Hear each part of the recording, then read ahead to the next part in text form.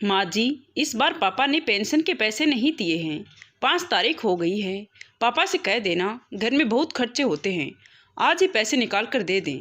कौशल्या जी की बहू नीलिमा ने उन पर चिल्लाते हुए कहा। बहू, इस बार तुम्हारे पिताजी ने हम दोनों के घूमने के लिए टिकट करवा ली है। हम दोनों घूमने जा रहे हैं, इसीलिए इस बार पेंशन के पैसे तो नहीं दे पाएंगे। बहुत ही हिम्मत करके कौशल्या जी अपनी बहू से इतनी सी बात कह पाई, लेकिन जैसे ही उन्होंने अपनी बात खत्म की तो नीलिमा चिल्लाते हुए बोली, क्या तुम दोनों घूमने जा रहे हो? शर्म नहीं आती बुढ़ापे में घूमते हुए? चुपचाप से घर में रहो जैसे बूढ़े लोग रहते हैं। घर के एक कोने में पड़े रहो, रोटियां खाते रहो और घर में पड़े पड़े घर की रखवाली करते रहो। और इससे ज्यादा तुम्हें क्या चाहिए? इस बुढ़ापे में घूमने जा रहे हो, घूमने के चक्कर में कहीं बीमार होकर आए तो समझ लेना मैं तो तुम्हारी सेवा नहीं करूंगी। पड़ी रहना एक कोने में। आने दो तुम्हारे बेटे को, अभी शिकायत लगाती हूँ कि कितना फालतू का खर्चा करने लगे हैं दोनों बूढ़े बूढ़ियाँ। हम दोनों से बिना पूछे तुमने घूमने का प्लान कैसे बनाया और तुम्हारी हिम्मत भी कैसे हुई घूमने जाने की? बहू की बातों को सुनकर कौशल्या जी को समझ में आ गया था कि बेटे के आने के बाद घर में अच्छा खासा हंगामा होने वाला है, क्योंकि हमेशा से यही तो होता आया है कि पेंशन के पैसे राम प्रसाद जी को अपनी बहू को देने होते हैं और बहू उन पैसों को अपने हिसाब से खर्च करती है। कितना कहाँ पर खर्च करना है, यहाँ तक कि जिसके पैसे हैं उसको भी कितना खर्च करने के लिए देना है। तिन तिन कर अपने ससुर को पैसे देती है। अगर कौशल्या जी का कुछ खरीदने का मन होता है तब भी राम प्रसाद जी अपनी पत्नी को कुछ खरीद कर नहीं दे पाते हैं। किसी महीने अगर 500 रुपये भी राम प्रसाद जी अपनी पेंशन से निकाल लेते हैं तो बहू उतने पर ही कलह करना शुरू कर देती थी कि तुमने 500 रुपये का क्या कर दिया। एक बार राम प्रसाद जी ने अपनी पत्नी को करवा चौथ पर 500 रुपये की साड़ी लाकर दे दी थी। पेंशन में 500 रुपये कम देखकर बहू राम प्रसाद जी पर चिल्लाते हुए बोली, ये 500 रुपये का तुमने क्या किया, कहाँ खर्च कर आए हो? बहू, मैंने तुम्हारी सास को करवा चौथ पर एक उसके पसंद की साड़ी लाकर दे दी थी। क्या करें, बहुत दिनों से उसने साड़ी नहीं खरीदी थी। कहता था तो बोलती थी मेरे पास बहुत साड़ियाँ हैं, जबकि मैंने देखा था उसके पास तो गिनी चुनी साड़ियाँ हैं। हर जगह 2 ही साड़ी पहनकर जाती थी, इसीलिए सोचा उसके लिए एक साड़ी खरीद दूँ। करवा चौथ पर नई नई साड़ी पहनेगी, बूढ़ी हो गई है। माँ जी को भी शर्म नहीं आती है कि खुद ही मना कर देती। हमें साड़ी की क्या ज़रूरत है? अब पता है घर में छोटे बड़े कितने खर्चे होते हैं। लाइट का बिल होता है, किराने का होता है, पानी का बिल देना पड़ता है। आप लोगों को क्या पता कि शहरों का रहना कैसा होता है। पूरी जिंदगी तो गांव में रहे हो।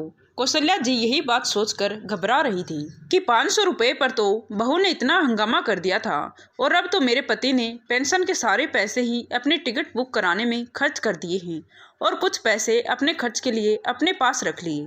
शाम को जैसे ही कौशल्या जी का बेटा रवीश अपने ऑफिस से घर आया, नीलम ने उसको सब कुछ बता दिया तो रवीश अपने माता पिता पर भड़कते हुए उनके कमरे में आया और चिल्लाते हुए बोला, ये मैं क्या सुन रहा हूँ पिताजी? इस महीने की 5 तारीख हो गई है और आपने अपनी पेंशन के पैसे अभी तक निकाल कर नहीं दिए हैं और तो और सारे पैसे हमसे पूछे बिना खर्च कर दिए। अब बताओ इस महीने का राशन का खर्चा कौन चलाएगा? मैं तो अपने पैसों से आपको 2 रोटियां भी नहीं दूंगा अगर आपने पेंशन के पैसे नहीं दिए तो। इतना फालतू का पैसा खर्चा करते हो और फिर इस बुढ़ापे में आपको घूमने जाने की क्या जरूरत पड़ी थी? आराम से घर पर नहीं रह पा रहे थे और ज्यादा ही कहीं घूमने का मन था तो पास के मंदिर घूम आते। इस बार राम प्रसाद जी चुप होने वाले नहीं थे। उन्होंने भी पक्का मन बना लिया था कि आज अपने बेटे को अच्छे से सुनाकर रहेंगे। हमेशा अपने बेटे की सुनते आए हैं, हमेशा अपने बेटे बहू की बातों को सुनकर चुप हो गए थे, लेकिन आज वह चुप नहीं होंगे। राम प्रसाद जी भी अपने बेटे बहू से कहते हैं, क्यों बेटा, हमारा घूमना तुम्हें दिखाई देता है पर अपना घूमना नहीं दिखाई देता। जो हर रविवार को तुम दोनों पिक्चर देखने जाते हो, बाहर ही खाना खाकर आते हो, हम दोनों घर पर ही खिचड़ी बनाकर खाते हैं। हमारी रोटी सब्जी बनाने से तुम्हारे घर के खर्चे बढ़ जाते हैं, लेकिन तुम्हारे बाहर घूमने से, पिक्चर देखने से, बाहर का खाना खाने से खर्चे नहीं बढ़ते हैं। अपने लिए तो खूब खर्च करते हो और हमारे लिए जरा सा भी खर्च हो तुम बताने लगते हो। और भूल गए क्या, अभी 2 महीने पहले ही तुम और नीलम गोवा घूम कर आए हो। तुम दोनों और 2 बच्चे, 4 लोगों के हवाई जहाज के टिकट का कितना खर्चा आता है ये जानते भी हो? तुम साल में 4 बार बाहर घूमने जाते हो। हमने तो तुम्हें कभी नहीं रोक टोक की। तुम कहाँ जा रहे हो, क्यों जा रहे हो, इतने पैसे क्यों खर्च कर रहे हो? फिर आज जरा सा पैसे खर्च करके हम घूमने जा रहे हैं तो तुम्हें इतनी तकलीफ क्यों हो रही है? पिताजी, मैं आपसे पैसे मांगकर खर्च नहीं करता हूँ। अपने पैसे खुद कमाता हूँ और अपने पैसे से घूमने जाता हूँ, दमकते हुए रवीश ने कहा। तो मैं कौन सा तुमसे मांग रहा हूँ? मैं भी अपने पेंशन के पैसे से ही घूमने जा रहा हूँ। मैंने तो तुमसे मांगे नहीं। पिताजी का जवाब पाकर रवीश गुस्से से तमतमा गया कि वह माता पिता जो हमेशा उसकी बातें सुनकर के चुपचाप कमरे में चले जाते थे, आज उसको इस तरह से सुना रहे हैं। उसे बिल्कुल भी पसंद नहीं आ रहा था। ठीक है पिताजी, अगर आपने घूमने का प्लान बना लिया है तो इतना समझ लीजिए, इस घर में मैं फोकट का आपको नहीं खिलाऊंगा। खर्चे के लिए पैसे दोगे तो ही आपको रोटी बनी हुई मिलेंगी, नहीं तो नहीं मिलेंगी। मेरे पास इतने पैसे नहीं हैं कि मैं आप लोगों को बना बना कर खिलाऊं और ऊपर से आपके घूमने का खर्चा करूं। इतना कहकर बेटा कमरे से निकल गया, लेकिन बहू भी कम न थी। अपनी सास को सुनाती हुई कहती है, देख लिया तुम्हारा बेटा कितना दिन भर मेहनत करता है। वह तो तुम्हें दिखाई नहीं देता, पर जरा सा हम घूम आए तो वह तुम लोगों को दिखाई दे रहा है। ये नहीं दिखाई देता कि घर में बहू बेटे हैं, दो दो नाती पोते हैं, उनके भविष्य के लिए कुछ पैसे बचा कर रखें, खर्च करने में लगे हुए हो। बुढ़ापे में क्या तुम्हारे दिन है घूमने के? चुपचाप से घर पर रहो। अगर कहीं बीमार होके आ गए तो समझ लेना मैं तो तुम्हारी सेवा नहीं करने वाली हूँ। इतना कहकर बहू भी अपने कमरे में पैर पटकते हुए जाने लगी तो राम प्रसाद जी अपनी बहू से कहने लगे, बेटा घर में रहकर तुम्हारी सास क्या काम नहीं करती है? सारे काम तो तुम उससे करवाती हो, क्या तब वह बीमार नहीं पड़ती है? आज घूमने के नाम पर तुम कह रही हो बीमार हो जाएगी। राम प्रसाद जी की बात सुनकर बहू गुस्से में मुंह फुलाकर कमरे से निकल गई। कौशल्या जी तो अपने बेटे बहू की बातों को सुनकर के एक कोने में बैठी रह गई। उनकी आंखों में आंसू आ गए। उन्हें समझ ही नहीं आ रहा था कि क्या करें। थोड़ी देर बाद कौशल्या जी अपने पति से कहती है, सुनो जी, हमें लगता है कि हमें अपने घूमने का प्लान बदल देना चाहिए, नहीं तो बेटे बहू घर में हमें 2 रोटी भी नहीं देंगे। बहुत मुश्किल हो जाएगा घर में रहना। सुना सुना कर हमारा तो घर में रहना ही दुभर कर देंगे दोनों। राम प्रसाद जी अपनी पत्नी को समझाते हुए कहने लगे, तुम चिंता मत करो कौशल्या, मेरे होते हुए अब तुम्हें कोई कुछ नहीं कहेगा। जितना कहना था कह लिया। तुम्हें पता है 2 महीने पहले दोनों गोवा गए थे, पूरा 1 लाख खर्च करके आए थे, और हम जरा सा खर्च कर दे तो दोनों हम पर गुस्सा करते हैं, हमारे लिए 500 रुपये पर भी कलह कर देते हैं। ये तो बहू बेटे की अच्छी बात नहीं है। ऐसे हम उनकी गलत बातों को कब तक सहते रहेंगे? किसी न किसी दिन तो हमें बोलना ही पड़ेगा, वरना वह तो हमें इस तरह से दबाते ही चले जाएंगे। कौशल्या जी उस दिन को याद करती है जिस दिन उसके पति ने कहीं बाहर घूमने की इच्छा जताई थी। तो कौशल्या जी ने भी कहा था, हाँ घूमने का मन तो मेरा भी होता है, लेकिन क्या करें, इतने सारे बंधन हैं, घर में इतने सारे काम हैं, छोड़कर नहीं जा सकते हैं। अगर कहीं गए तो बहू बेटा गुस्सा हो जाएंगे। और आज सच में वही हुआ। जब उनके बहू बेटों को घूमने की बात पता चली तो घर में दोनों ने बवाल काट दिया। राम प्रसाद जी अपनी पत्नी से कहते हैं, कौशल्या, मेरी एक हार्दिक इच्छा है। मैं जब बचपन में हवाई जहाज को आसमान में उड़ता हुआ देखता था तो उसमें बैठने का बहुत मन करता था, लेकिन तब तो मैं बैठ नहीं पाया क्योंकि मेरे माता पिता के पास इतने पैसे नहीं थे। बड़ी मुश्किल से उन्होंने मुझे पढ़ाया लिखाया, तब जाकर मुझे नौकरी मिली। जैसे ही मुझे नौकरी मिली रवीश पैदा हो गया। फिर तो हम दोनों ने अपनी सारी मेहनत सारी कमाई अपने बेटे पर खर्च की कि मेरा बेटा अच्छे से पढ़ लिख जाए, उसको अच्छा अच्छा पहनने को दिया, अच्छा अच्छा खाने को दूं, उसकी पढ़ाई में जितना भी खर्चा आए उसका मैं पहले से ही इंतजाम करके रखता था, कहीं मेरे बेटे की पढ़ाई में कोई कमी ना रह जाए, कहीं पैसों की वजह से वह आगे ना बढ़ पाए। इसीलिए हमेशा अपने खर्चे को कट करके मैंने अपने बेटे को हमेशा आगे बढ़ाया है। जब भी उसने जितने भी पैसे मांगे हैं मैंने उतने पैसे उसको दिए हैं, और एक तनख्वाह में बेटे को पढ़ाना, घर के खर्चे चलाना, बूढ़े माता पिता की देखभाल करना, ये सब कुछ किस तरह से मैंने किया है ये तो हम दोनों ही जानते हैं। बेटे को तो ये कुछ याद भी नहीं है। सोचा था कि बुढ़ापे पर आराम से रहेंगे, बेटों की जिम्मेदारी से भी फ्री हो जाएंगे, लेकिन बुढ़ापे में तो बेटे ने हमारे ऊपर ही बंधन लगा दिए हैं, हर जगह आने जाने से रोक दिया है। इतना तो हम उस समय पर भी नहीं बंधे थे जिस समय हमारे कंधों पर जिम्मेदारियां थी। आज हम अपनी जिम्मेदारियों से मुक्त हो गए हैं, लेकिन बहू बेटे हमें मुक्त होने नहीं देना चाहते। तुम रसोई में आज भी लगी हो और बहू मेरे साथ पेंशन के पैसे लेकर मुझे ही आंखें दिखाती हैं। ये सब कुछ मुझे पसंद नहीं आ रहा, तो क्या करें, अब हमारी यही किस्मत है, हमें ऐसे ही रहना होगा पूरी जिंदगी। कौशल्या जी उदास होते हुए कहती है, नहीं कौशल्या, मैं अब ऐसे नहीं रह सकता हूँ। मैंने कुछ सोचा है और उसको मैं करके ही रहूँगा। कौशल्या जी आशा भरी निगाहों से अपने पति की तरफ देखती है और कहती है, आपने क्या सोचा है? दूसरे दिन ही राम प्रसाद जी अपना और अपनी पत्नी का जगन्नाथपुरी जाने का टिकट करा लाए, वह भी हवाई जहाज से।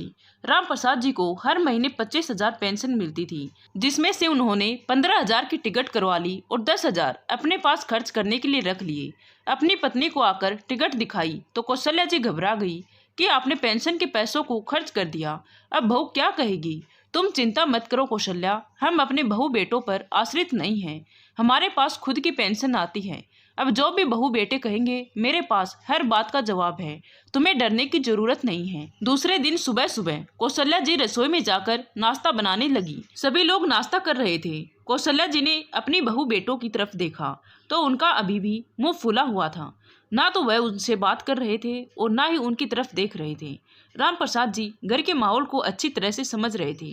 उन्होंने नाश्ता करने के बाद अपनी पत्नी से कहा, कौशल्या, हम लोग घूमने जा रहे हैं तो चलो तुम्हें 2 नई साड़ी दिलवा देता हूँ, क्योंकि घूमने जाएंगे तो कुछ कपड़ों की भी जरूरत पड़ेगी और मैंने भी अपने लिए 5 साल से एक भी नया कुर्ता नहीं लिया है, तो सोच रहा हूँ एक नया कुर्ता पजामा अपने लिए भी ले लेता हूँ। राम प्रसाद जी का इतना बोलना था कि बेटे बहू तो पहले से ही भड़के हुए थे। अब तो वह अपनी सारी हद पार करते हुए बोले, पिताजी, अब हम आपको नहीं रख सकते हैं, आपने तो हद पार कर दी है, आप अपने रहने का कहीं और इंतजाम कर लीजिए। आपने तो अपनी सारी श्रम लिहाज बेच खाई है, बुढ़ापे पर घूमने जा रहे हो, लेकिन हम सब यह नहीं देख पाएंगे। राम प्रसाद जी अपने बेटे से कहते हैं, बेटा, हम अपना रहने का इंतजाम क्यों कर लें? ये हमारा घर है, इसको मैंने बनवाया था, मेरे सारे फंड के पैसे लगे हैं, इस घर का प्लाट भी मैंने ही खरीदा था, तो इस हिसाब से तो ये घर मेरा है और कानूनी तौर पर भी ये घर मेरा ही है। हम कल ही घूमने के लिए निकल रहे हैं और 10 दिन बाद आएंगे। तब तक का हम तुम्हें समय दे रहे हैं कि इस घर को छोड़कर निकल जाना, अपना रहने का कहीं और इंतजाम कर लेना।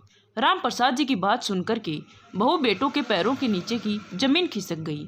उन्हें तो विश्वास ही नहीं हो रहा था कि उनके पिताजी कभी इस तरह की बात भी उनसे कर सकते हैं। इतने पर भी बहू को समझ में नहीं आता है।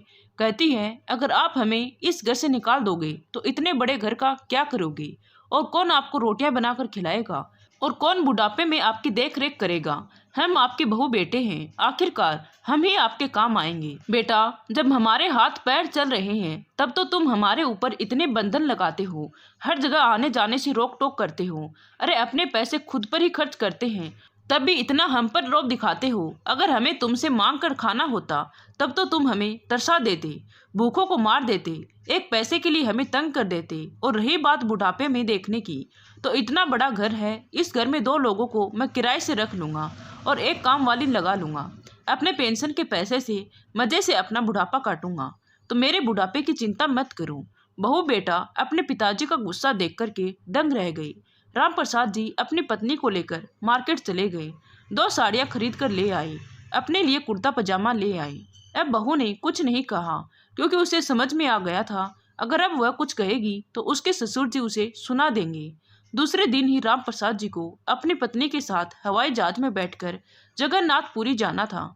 रात भर हवाई जहाज के सपने उनको आते रहे, क्योंकि पहली बार वह हवाई जहाज में बैठ रहे थे, अपने बचपन का सपना पूरा कर रहे थे। सुबह दोनों लोग तैयार होकर के अपना बैग लगाकर आंगन में रख देते हैं और बहू बेटे को आवाज देते हुए कहते हैं, बेटा, हम 10 दिन बाद आएंगे, तुम तब तक अपना कहीं रहने का इंतजाम कर लेना, जब तक हम आए तब तक घर खाली कर देना।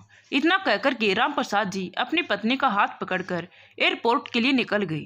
एयरपोर्ट पर प्लेन को देखकर वह बच्चों की तरह चहक रही थी और उनकी पत्नी तो हवाई जहाज को देख करके इतना खुश हो रही थी कि सच में ये तो बहुत बड़े होते हैं। आसमान में उड़ते थे तो लगता था छोटे होते हैं, इतने सारे लोग इसमें कैसे बैठ सकते हैं, लेकिन आज सामने से देख रही हूँ तो पता लगा ये तो बहुत बड़े होते हैं। सच में राम प्रसाद जी का और उनकी पत्नी कौशल्या जी का हवाई जहाज का सफर एक सपने की तरह रहा। वह दोनों जगन्नाथपुरी पहुंचे, वहां पर जगन्नाथ जी के दर्शन किए, समुद्र के आसपास घूमने गए। वह उनकी जिंदगी के बुढ़ापे के सबसे अच्छे दिन थे। एक दूसरे के साथ बहुत अच्छा समय व्यतीत कर रहे थे। समुद्र के किनारे बैठे हुए राम प्रसाद जी अपनी पत्नी कौशल्या से कहते हैं, कौशल्या, हम बूढ़े हो गए हैं तो क्या हमारे कुछ अरमान नहीं हैं? क्या हमारे बुढ़ापे के साथ साथ हमारी इच्छाएं और मन भी मर जाता है? क्या हमें अच्छा खाने की, अच्छा पहनने की और घूमने जाने की कोई इच्छा नहीं रहती क्या? बुढ़ापा आ जाने से क्या लगता है हमारे आज के बच्चों को कि जिंदगी खत्म हो गई। ये तो भगवान का शुक्र है कि हमें पेंशन मिलती है। तो चलो आज हमने अपने पेंशन के दम पर अपने बच्चों के सामने बोल पाए हैं। लेकिन मुझे तो चिंता उन माता पिता की होती है जो अपना सब कुछ अपने बच्चों पर लुटा देते हैं, बुढ़ापे के लिए अपने पास कुछ भी नहीं रखते हैं। फिर वो बच्चे तो अपने माता पिता को एक एक चीज के लिए परेशान कर देते होंगे। कैसे वह अपना बुढ़ापा काटते होंगे। हाँ, आप सही कह रहे हो। आज आपको पेंशन मिल रही है, इसीलिए आज आप अपने सपने को पूरा कर पाए हो, वरना जगन्नाथपुरी तो बहुत दूर की बात है। हमारा बेटा तो अपने पैसों पर हमें मथुरा वृंदावन भी ना ले जा पाए। खैर छोड़ो इन सब बातों को। कौशल्या, तुम बस इधर आराम से घूमो, आराम से रहो। मैं तो बस यही चाहता हूँ दोनों पति पत्नी 10 दिन आराम से भगवान जी के दर्शन करते हैं, भजन कीर्तन करते हैं, समुद्र के किनारे बैठकर ढेरों बातें करते हैं। ये 10 दिन कैसे निकल गए उन्हें पता ही नहीं चला। 10 दिन बाद जब वह घर वापस आए तो देखा बेटे बहू उदास होकर के घर के आंगन में बैठे हुए थे। जैसे ही राम प्रसाद जी घर के अंदर प्रवेश करते हैं, बेटा बहू दोनों ही उनके पैरों में आकर गिर गए और माफ़ी मांगने लगे। पिताजी, हमें माफ़ कर दो, हमसे गलती हो गई है। हम अब आपसे कभी कुछ नहीं कहेंगे। आपको जैसे इस घर में रहना है वैसे रहिए, जहाँ जाना है वहाँ जाइए, पर हमें इस घर से मत निकालिए। हम अपने घर को छोड़कर बाहर कहाँ जाएंगे।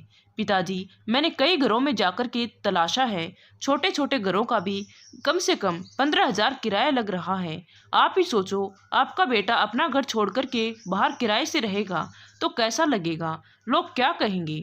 नीलम कहती है, माँ जी आप ही पिताजी को समझाइए ना कि हमसे इस घर से जाने के लिए ना कहें। अब हम लोग आप लोगों से कुछ नहीं कहेंगे, आप लोग आराम से रहना। क्योंकि नीलिमा को भी समझ में आ रहा था इस घर से जाएंगे तो 15,000 का तो किराए का घर ही मिलेगा, ऊपर से जो पिताजी के पेंशन के पैसे आते हैं वह भी उसके हाथ से चले जाएंगे। राम प्रसाद जी को जब समझ में आ जाता है कि उनके बेटे बहू को अक्ल आ गई है और अब वह उसके बुढ़ापे की जिंदगी में दखल अंदाजी नहीं करेंगे, तो वह कहते हैं ठीक है बेटा, तुम इस घर में रह सकते हो, लेकिन मेरी भी एक शर्त है कि मैं अपनी पेंशन तुम्हें पूरे पैसे कभी नहीं दूंगा। घर के राशन का जितना भी खर्चा होता है वह 10,000 में हो जाता है, सिर्फ 10,000 ही दूंगा, बाकी 15,000 मैं अपने पास रखूंगा। मेरे भी बुढ़ापे में कुछ खर्च हैं। अब तो तुम्हारी माँ की दवाइयों का भी खर्चा चलता रहता है, कभी शुगर की दवाइयाँ तो कभी घुटनों के दर्द की दवाइयाँ, और बार बार तुमसे पैसा मांगना मुझे अच्छा नहीं लगता।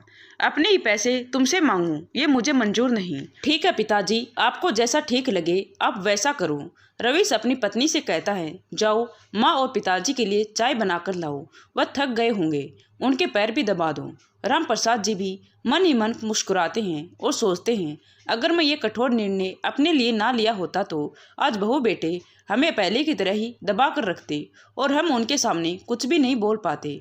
तो दोस्तों, कभी कभी जिंदगी में अपने लिए थोड़े कठोर निर्णय लेने पड़ते हैं, थोड़ा सा स्वार्थी भी बनना पड़ता है। ये दुनिया है, ये तो कहती ही रहेगी। अरे जब अपने ही बच्चे हमें सुनाने से पीछे नहीं हटते हैं जिनके लिए हमने इतना कुछ किया है, तो बाहर वाले तो कहेंगे ही। अगर अपने हाथ में पैसे हैं तो इतनी तो अपनी इज्जत बना कर रखनी ही चाहिए कि आपसे कोई कुछ ना कह सके। अपने पैसों के दम पर आप अपनी जिंदगी को इज्जत के साथ गुजार सको। तो दोस्तों, आपको ये कहानी कैसी लगी कमेंट करके जरूर बताइएगा, और कहानी पसंद आई हो तो प्लीज़ वीडियो को लाइक शेयर एंड सब्सक्राइब जरूर कीजिए। Thank you.